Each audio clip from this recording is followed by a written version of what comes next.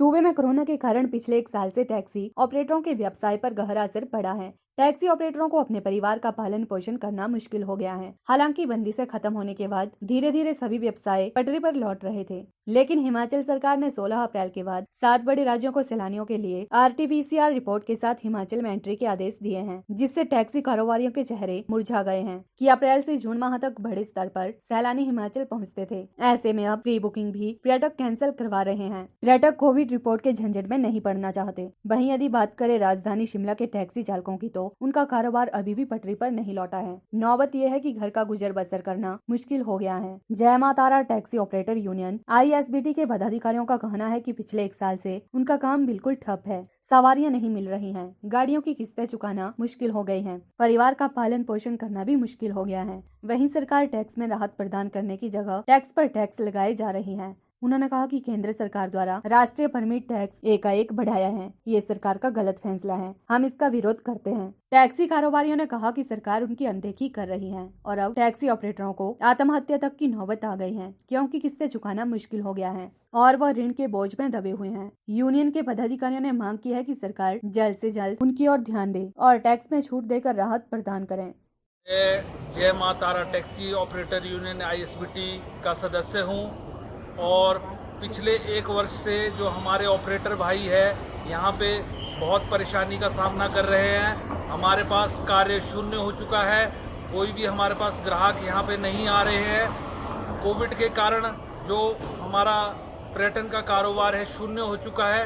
प्रदेश सरकार ने इसमें हमें कोई भी राहत नहीं दी है और जिस कारण हमारे 150 परिवार यहाँ जो टैक्सी के व्यवसाय से जुड़े हैं, हमारी दैनिक स्थिति बहुत ख़राब हो चुकी है। हमारी गाड़ियाँ किश्तों पर है, हमारे जो है घर का पालन पोषण करना बहुत मुश्किल हो गया है।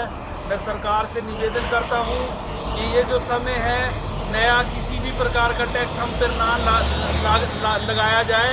ये जो केंद्र सरकार हमारे ऊपर राष्ट्रीय परमिट का जो टैक्स थोपने जा रही है, ये तर्क संगत नहीं है। जब हमारे पास काम ही नहीं है तो हम टैक्स कहाँ से देंगे सरकार को। प्रदेश सरकार ने हर वर्ग को कोई ना कोई राहत प्रदान की है, लेकिन टैक्सी व्यवसाय से जुड़े लोगों को किसी तरह की कोई भी राहत प्रदान नहीं की गई है।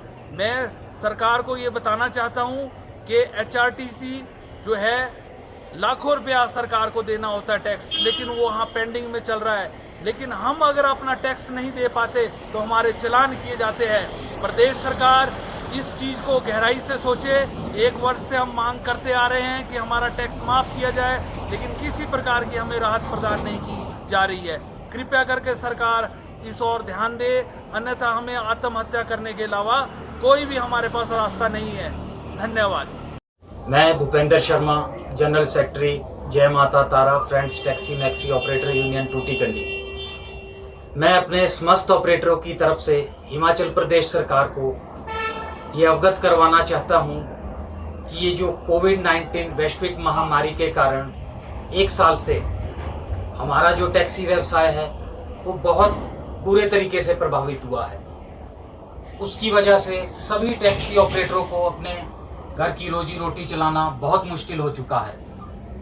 टैक्सी व्यवसाय नहीं, अन्य सभी व्यवसायों पे इसका बहुत बुरा असर पड़ा है। मगर जो हमारा टैक्सी व्यवसाय है, हम लोग चाहते थे कि हमें सरकार से किसी भी तरह की मदद मिले, मगर हिमाचल प्रदेश सरकार ने हमारे जो पिछले कर थे, हम सोच रहे थे कि उसे सरकार माफ़ करे, मगर उसे माफ़ तो नहीं किया।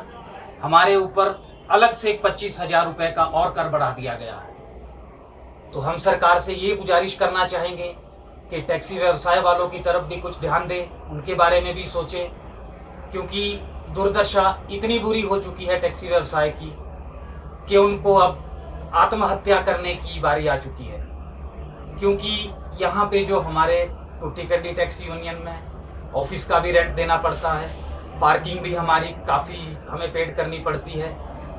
अब सरकार के समक्ष हम यही प्रार्थना करना चाहते हैं कि सरकार इसके बारे में कुछ सोचे, टैक्सी व्यवसाय के बारे में कुछ सोचे, जिससे टैक्सी व्यवसाय वालों का कुछ भला हो सके। धन्यवाद। PLTV के लिए शिमला से पुष्पेंद्र की रिपोर्ट।